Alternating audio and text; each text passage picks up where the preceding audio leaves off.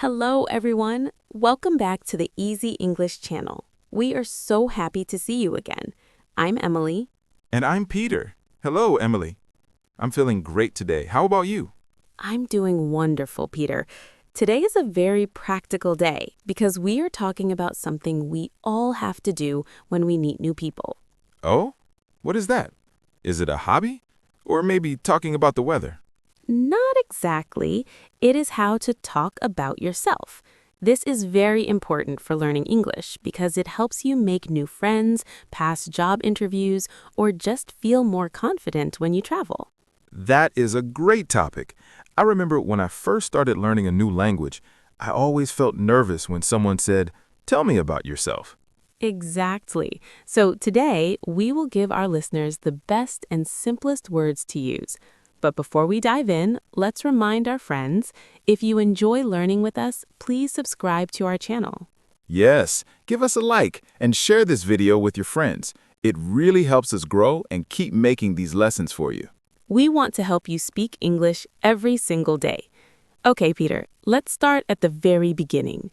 When we meet someone, the first thing we do is say our name. Right. It is the most basic step. For example, "Hi, my name is Peter." Or you can say, "I'm Emily." It is very simple and friendly. "I'm" is the short way to say "I am." That's true. After the name, people usually ask, "Where are you from?" or "Where do you live?" Good point. I say, "I am from Canada." What about you, Peter? I am from the United States. But listeners, remember, you can also say your city to be more specific. You can say, "I am from Toronto," or "I live in New York." Let's practice that. Peter, where do you live now? I live in a small town near the mountains. It is very quiet. And you, Emily? I live in a big city. It is very busy and noisy, but I like it. Now, Peter, let's talk about something that can be a little tricky. Age. Oh, yes. This is where many beginners make a mistake. In some languages, you say, "I have 20 years." But in English, we use the verb to be. Exactly. We say, "I am 30 years old," or just, "I am 30." Peter, how old are you? I am 32 years old. And Emily, I know you said you were 30. It's easy once you remember to use am, is, or are. Perfect. Now that we know the basics, name, home, and age, let's talk about personality. This helps people know who you really are. Peter, how do you describe yourself? Well, I think I'm a night owl. A night owl? That's a fun idiom. Can you explain what that means for our listeners? Sure. A night owl is someone who likes to stay up very late at night. I have a lot of energy at 10 p.m. or 11 p.m. Because of that, I usually wake up a bit later, around 8 a.m. I am the complete opposite. I'm a morning person. This means I love the early morning. I wake up very early, usually at 6:30 a.m., even on the weekend. 6:30 a.m.? That is way too early for me, Emily.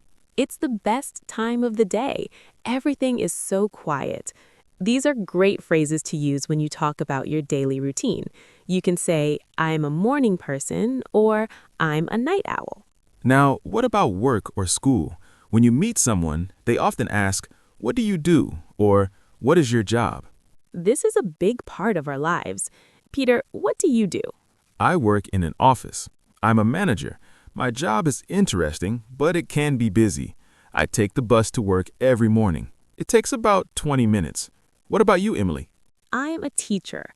I love my students. I drive my car to work because the school is a bit far from my house. That's nice. Listeners, if you are a student, you can say, "I study English," or "I'm a student at a university." If you don't have a job right now, you can say, "I am looking for a job." And if you stay at home to take care of your family, you can say, "I'm a stay-at-home parent." All these are great ways to describe your life. Now let's move to the most fun part of talking about yourself, hobbies. Emily, what do you like to do in your free time? Oh, I have a few hobbies. In the evening, I like to exercise. I usually go for a walk in the park or do some yoga. Yoga helps me feel relaxed after a long day of teaching. Yoga sounds very peaceful. I'm not very good at yoga, but I love to cook. Really? What do you like to make? I love Italian food. I often make great pasta for dinner. Sometimes I invite my friends over and we eat together. It is very fun. That sounds delicious. Listeners, did you hear how we are connecting our sentences? We used words like first, then, and after that. Those are transition words. They help your English sound more natural. For example, first, I wake up. Then, I drink coffee. After that, I go to work. And don't forget the adverbs of frequency. These are the words that tell us how often we do things. They are very useful when you talk about your habits. Let's review them for our friends. Emily, let's start with always. Always means 100% of the time. For example, I always drink water when I wake up. Then we have usually. That's about 80% or 90%. I can say, I usually take the bus to work, but sometimes my friend gives me a ride. Next is sometimes. That's about 50%. I sometimes watch a funny movie on Friday nights. And the last one is never. That means 0%. For example, I never drink soda because it has too much sugar. These words, always, usually, sometimes, never, make your sentences much better and more detailed. We really covered a lot today, Emily. We talked about names, where we live, our ages, our personalities, our jobs, and our hobbies. We did. It sounds like a lot, but if you practice one part at a time, it becomes very easy. Exactly. You don't have to say everything at once. Just start with your name and where you're from. Then, when you feel comfortable, you can talk about being a morning person or a night owl and what you do to relax.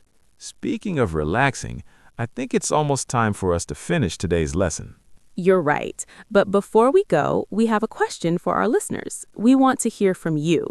Yes, please tell us in the comments, what is your name, where are you from, and what is one thing you always do every day? For example, my name is Maria, I'm from Spain, and I always listen to this podcast while I cook. We love reading your comments. It makes us so happy to see people from all over the world learning together. Thank you so much for spending your time with us today. Keep practicing your English. You are doing a great job. See you in the next video. Goodbye. Bye-bye.